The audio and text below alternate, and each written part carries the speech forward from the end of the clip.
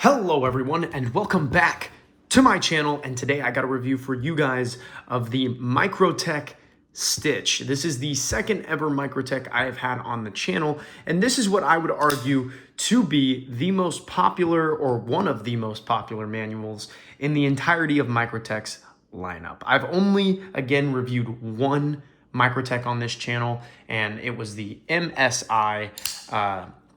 This one was originally wearing the Grivery scales and was what I kind of depicted as being Microtech's best manual, at least the best that I had come across. I've handled the SOCOM Elite. I have handled plenty of their automatics. I have handled a bunch of their China stuff as well.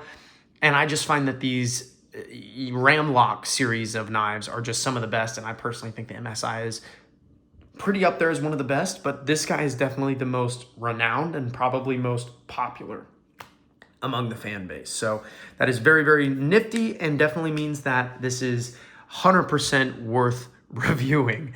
But I do also have an amphibian. It is currently at Microtech. I will discuss why a little bit later in the video.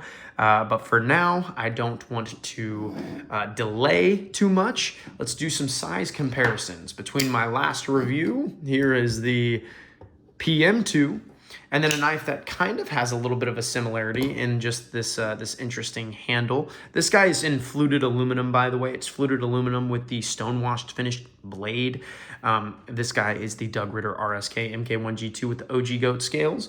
So you guys can see that this guy is quite a bit smaller, or I should say that the Stitch is bigger than both of these knives, and that these knives are slightly smaller than this guy is. So there's that.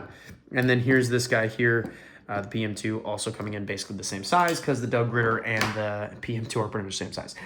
Moving forward, I have two knives that I find are very similar. You have the Yo Jumbo, which is a little big, and the Yo Jimbo, which is a little small.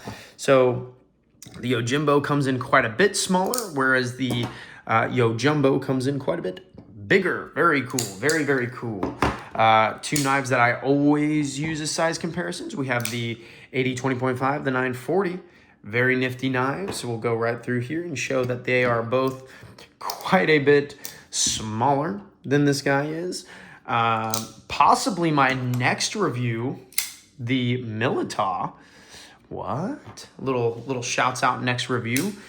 And then another one I'm thinking of reviewing next is the Pyrite by CJRB. Very cool, very cool.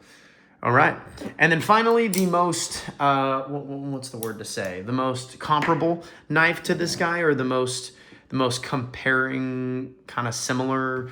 What am I trying to say? I don't know.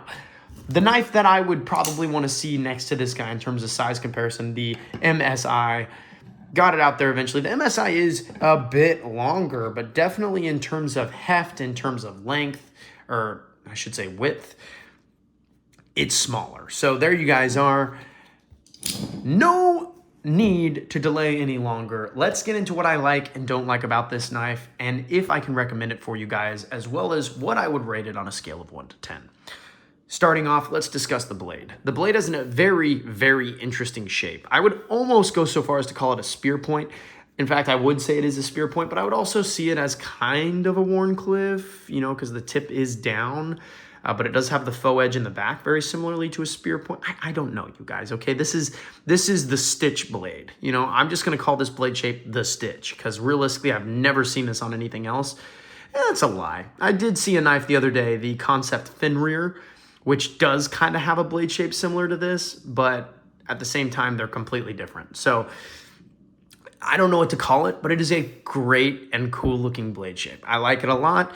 It allows for them to have, I believe, what is a hollow grind for the edge, which is extremely sharp, incredible geometry, but it allows for that edge while still maintaining a very pointy and, again, pointed downward tip. So it's very usable as a Wharncliffe. So you can really get some good, I call this the package opening cut. It's very, very good in that regard, and I do enjoy that a lot. I also enjoy the finger holes, just because they're super well crowned, and they are some of the most comfortable I think I've ever felt, even compared to some of what companies like Spyderco offer. So that's awesome. The jimping is also great and very enjoyable. And I will say I like the steel. M390 MK, it's basically just M390, just Microtech's proprietary steel. So very cool stuff, very cool stuff. And I will say, while I'm here, the blade finishes are quite nifty too. It's like a dual tone finish where you have a nice stone washing here. That's just a normal stone wash. And then up here, it's almost like a satined stone wash, which is very nifty and adds a little contrast to the blade. If I didn't say it before, I'm saying it now. This blade shape is incredibly attractive. As is the handles. The blacked out matte handles are very cool. It almost feels rubberized. I don't know what kind of finish this is. If you guys know in the comments, let me know. But holy moly, this aluminum feels awesome. This is probably some of the best aluminum in my collection outside of, well, what you can get from OG Goats, which is a custom handle maker. So for this being a non-custom handle, very cool. These also have titanium. They also have G10 coming from Microtech. And you can also get them in fancier aluminum and fancy titanium if you decide to get them from companies like OG Goat. They make a lot of custom skills. There's a lot of variation in this knife. You can get a lot of different versions, including an apocalyptic finish version like my MSI, which is just a really dark acid washed, like it's like an acid washed almost stone wash that's very aggressive. Makes wear on the knife not show as much and makes using it a lot less painful on your heart with how expensive these knives are. Moving on though, I do love the titanium backspacer. Looks cool, feels cool, has a really nice aesthetic. It does ride pretty far into the knife, so that is cool. All of the ram lock style knives all have really cool backspacers, so this one is very nifty. I do like the deep carry pocket clip. I do have some gripes with it, but the fact it's deep carry, I love a good deep carry clip. My favorite clips are all deep carry, so there you go there. Do, of course, love the ram lock. The ram lock is one of the greatest locks I can think of currently on the market. It beats out most crossbar style locks, and it definitely beats out a lot of like the traditional liner locks, frame locks. I would even go so far as to say it beats the button and plunge lock quite a bit because it's just so much more fun, so much more natural. I don't know. It feels really good in the hand. It's really easy to engage and disengage. Even someone like your girlfriend could really do it. So that's quite nice.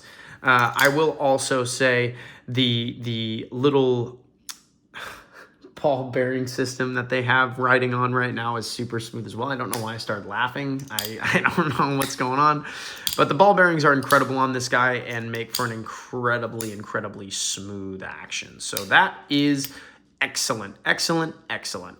Final thing I will say, the size of the hardware is impeccable and this knife is fully ambidextrous. So that is awesome, awesome across the board, and this knife just has a lot to love about it, including the fact that it's one of the few knives that have a choke-up choil that I actually enjoy using more than the choked back choil. I don't say that very often. I say choked back choil. What is happening? It's a choke-up choil that I prefer over choking back. There we go. English. It's easy. But this choke-up choil is the only choke-up choil I know in my current collection that I actually prefer over holding the handle like this. So very cool there, very interesting, and opening my eyes to new horizons I never knew existed. Anyways, with that out of the way, I will now go over what I don't like about this knife. And I will tell you guys, I hope this doesn't rub you guys the wrong way. It might. I know this is a fan favorite, so just don't give me hate in the comments for voicing my opinions. Moving forward, the aluminum handles scratch fairly easily. I'm not going to say it scratches super easily, but fairly easily. I have babied the absolute crap out of this knife, really making sure that the handles don't, see any kind of abuse. I don't want them to wear. I like my knives looking how they looked when I bought them. So I usually will take care of my knives even when I hard use them, or even if I go out and just cut cardboard. I'm just not setting my knives on like hard surfaces. I'm not like throwing my knife around. I'm not doing stupid things. So my knives get very well taken care of, and somehow this guy managed to get one little teensy bitty scratch somehow. Again, I have no idea how.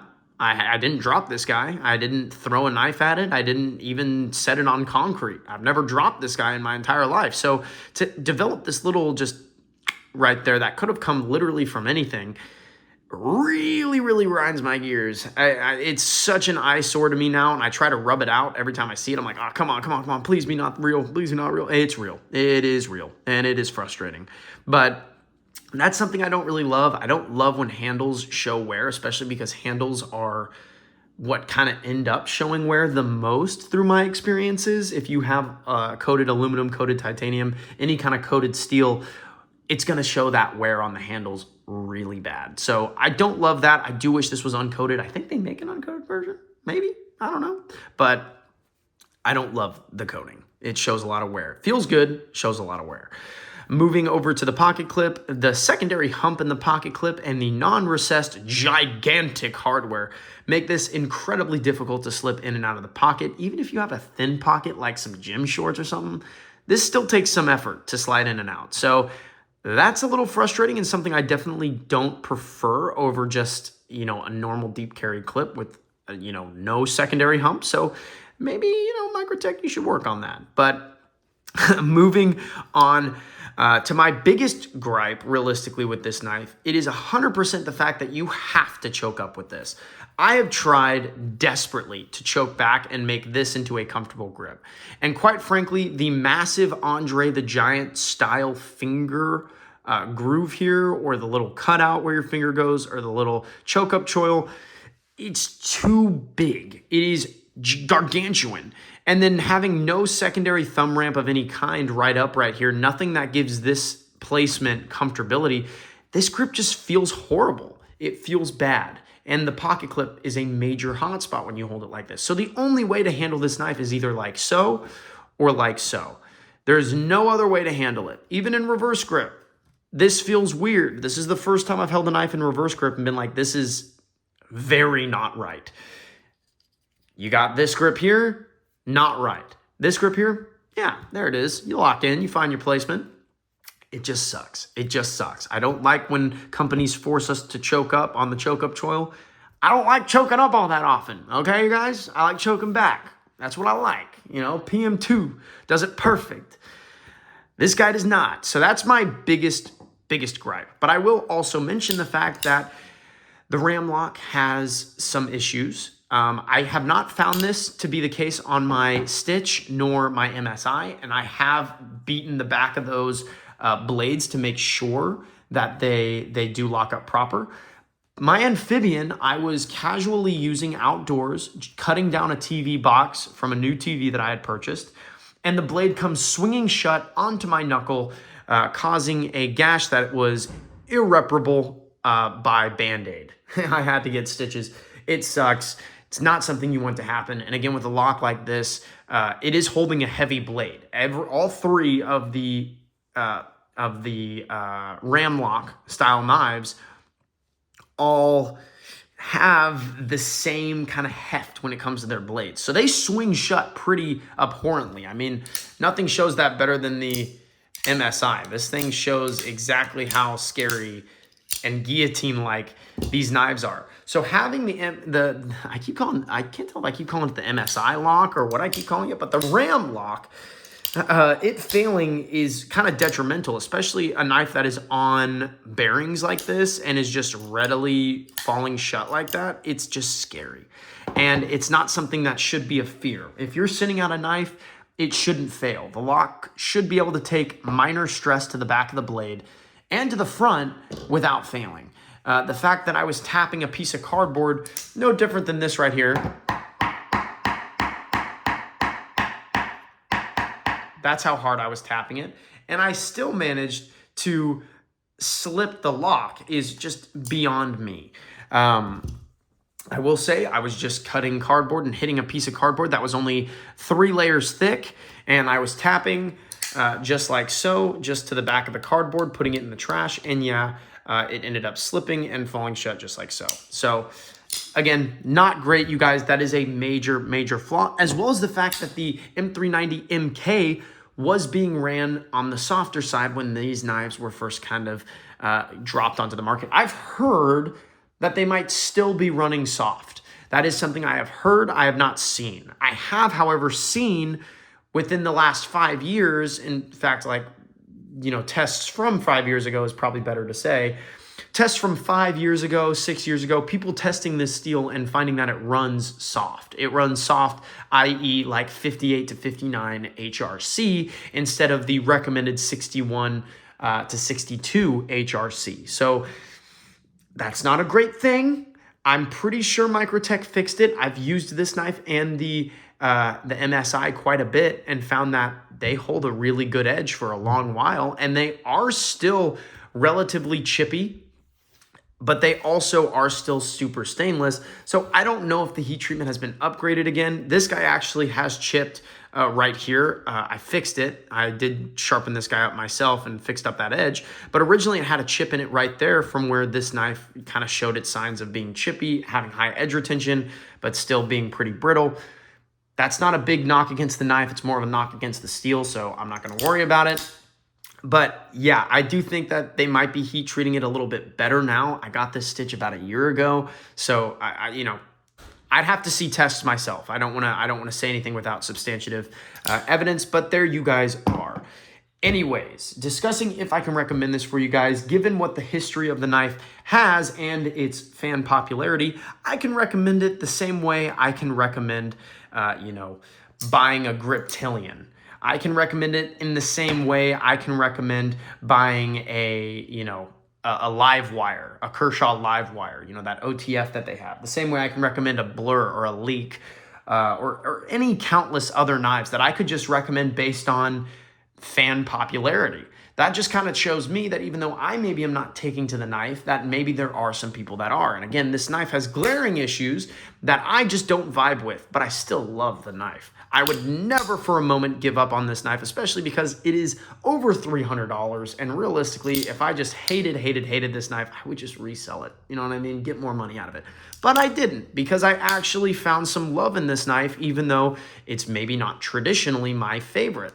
I will also say, I think some people have talked about this guy being more for self-defense. So that's another thing. If you're a self-defense guy, hey, you're good here. Realistically, I would recommend the Amphibian over this guy in terms of self-defense. But, this guy is pretty intimidating, I will say. That blade shape is quite scary. But it is still a very recommendable knife just due to its uniqueness, due to its fun factor. It is still a very good Microtech with a ram lock. And again, it does have a lot of cult following. So I do, in that regard, recommend it. Now, if you are a user to the max, you're someone, I got to use my knives, EDC guy to the max, right? You are the gear guy. You are the user guy. You are the, if it's in my pocket, it's going to get some love. This might not be for you. I would recommend, again, something maybe closer suited to the 940. And here's the thing. I would even probably recommend the MSI over this. It has a lot more edge. This guy, for how much handle it has very little edge. This guy has plenty of both and comes in at like 170 something if you get the Grivery variation, and then you can just get custom handles eventually. This guy's also under $300 in its full weighted version.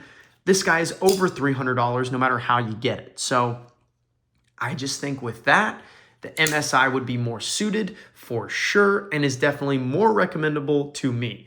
But if this is screaming volumes to you, if you see this design, you've seen your favorite YouTubers talk so highly of it, get it. It's a fun knife. It's a great knife. If you have $300 to blow, first off, what are you doing? Second off, just buy the knife. It's a great knife, fun knife. But with that, I would probably give this guy, I don't want to have a riot in the comments. So as much as I want to give it a 7, I'm going to give it a 7.5 as to make sure I don't get berated in the comments. So there you guys are. Microtech Stitch. Can I recommend it? Short answer, yes. Rating, 7.5. There you guys go. Anyways, coming next to the channel, likely going to be either the Kaiser Militant, a very nice full tie, or I should say partial tie, partial micarta knife. And then where's the other guy? There he is. And then the other option is going to be the pyrite. If you guys have a preference in the comments, let me know. If you don't, then I will just pick at random. But there you guys are today. Hope you guys have a great rest of your day, and thank you.